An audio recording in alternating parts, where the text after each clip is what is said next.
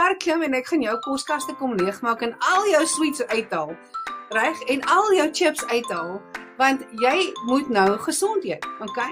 Anders gaan ou Botus nou regtig 'n nuwe Datsun bakkie koop en dink net aan al die lekker perfume wat jy kan koop en die dubbelgeld wat jy kan hê as jy nou net bietjie maarder word, dan kan jy daai extra hoors nou maar 'n low carb eetplan wat hulle kan gebruik. En weet jy hoe oulik is dit, Gertie? Ek het dit gecolor code want ek weet mos nou al, jy weet, mense daar in Brakpan en in Benoni en in Gauteng, jy weet, die slaagsyfer is mos nou lag daar.